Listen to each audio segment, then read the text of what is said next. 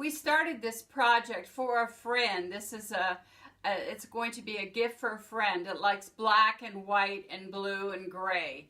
And we just hung this up on our design wall for the holidays, just to let it rest and so we could think about it for a while. Sometimes it's a good idea to get away from your project for a while and decide what needs to happen.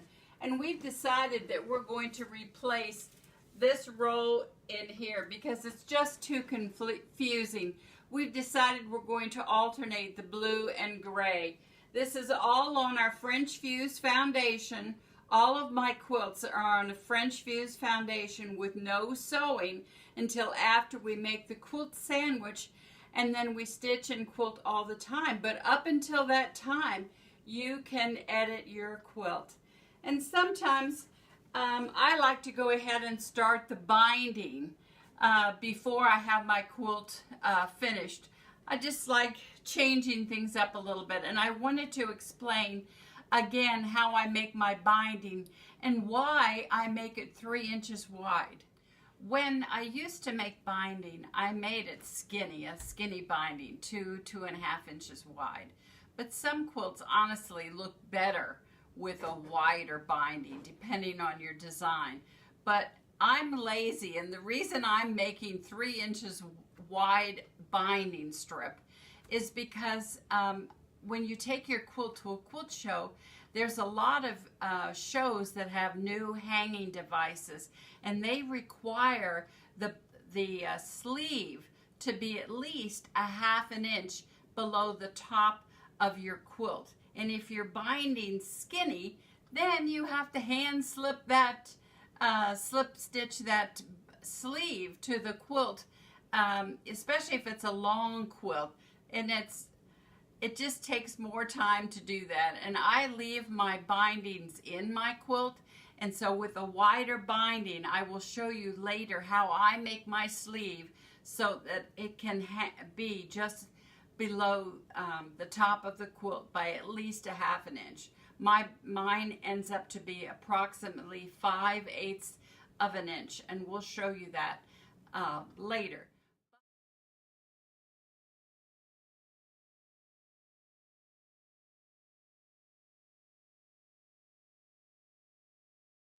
The first step is to figure the perimeter of your quilt, and so you just add up the length and the width times 2. This particular quilt, we need 236 inches to go with binding around the edge, but then we add a couple inches for turning the edges.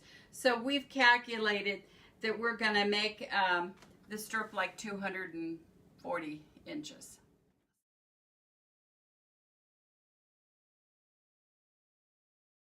So you take the length of this bias strip that you're going to need times 3 inches, because we want 3 inch wide binding, whatever width binding you want.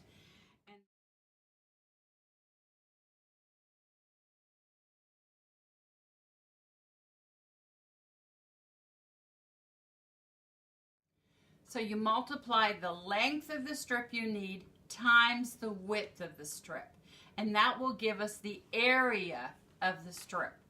And then to figure out what size square we need a calculator that has the square root function. So that's what we use. So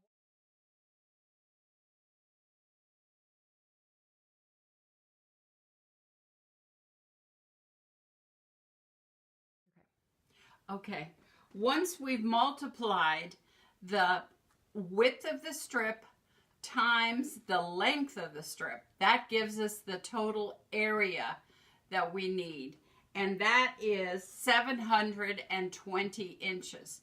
So I'm going to, in my a calculator that has a square root function, I'm going to enter 720 and then use the square root of that.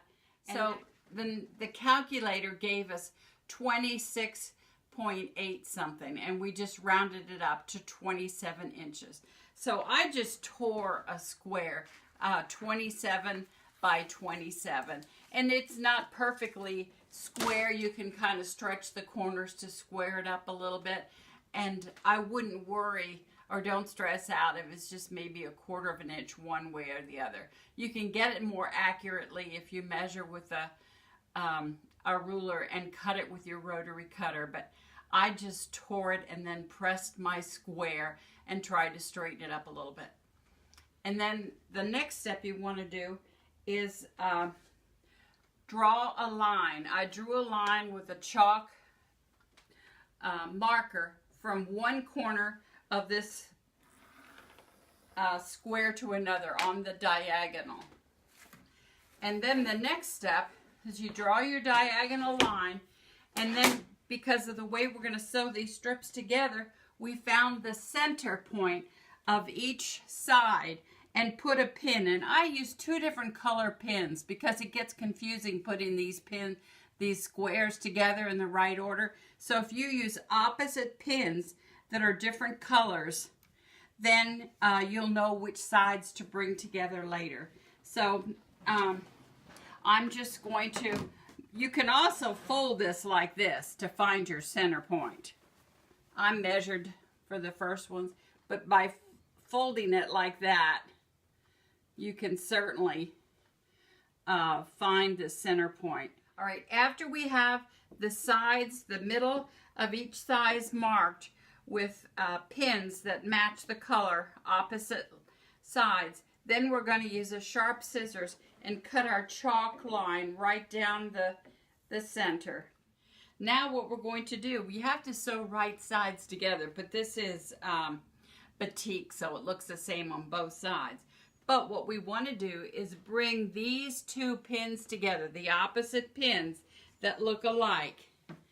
And this is going to form this weird piece. So we're going to put those pins together and pin it and stitch. I like to stitch with the walking foot so it doesn't stretch anything. All right, after sewing those 2 sides together, we have this long piece that is parallel to one another, like an offset rectangle. And luckily I have a 3-inch ruler, and because my sight is limited and I don't want these lines to disappear and be able to see them on the wrong side of the fabric, I'm just going to mark the quilt so I can see where I need to trim this up. You can just keep moving it towards you.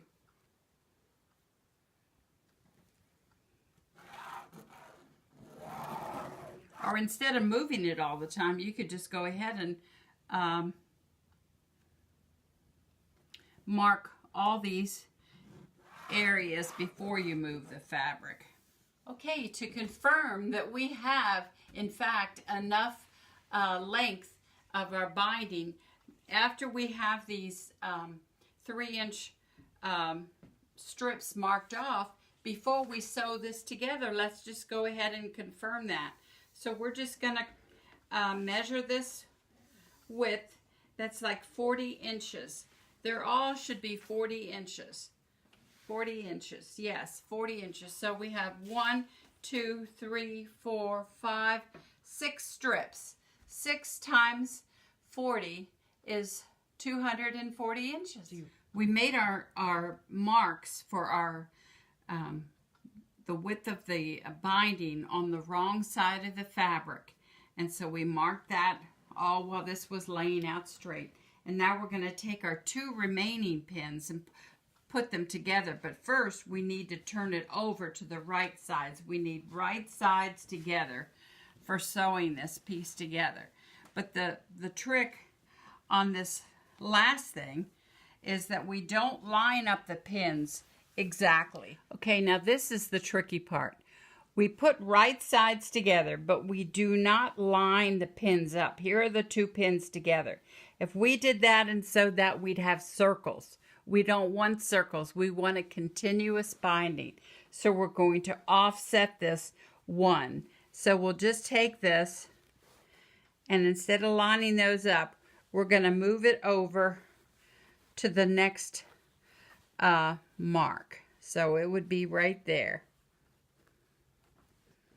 And then we're going to pin in here, say 1/4 of an inch from the top here, and get 1/4 of an inch on the other offset line. And that's right there. So we pin those, just put a pin, straight pin right through there and put it in straight.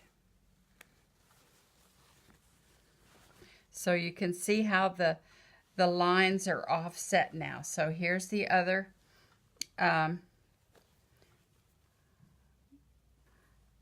line, and we mark that and we put that in, and we do that for every line. All right, now that we've sewn this seam, it produces an unwieldy piece, but what we're going to do now is cut our strips. We're just going to cut on that black line. It's really amazing that this much comes from that little square we cut, that 27-inch square. So we've cut the strips, and now we're going to fold it in half and press it for our binding. I just want to make sure I've got wrong sides together. So on these batiks, it's hard to tell what is the right side, but we want to fold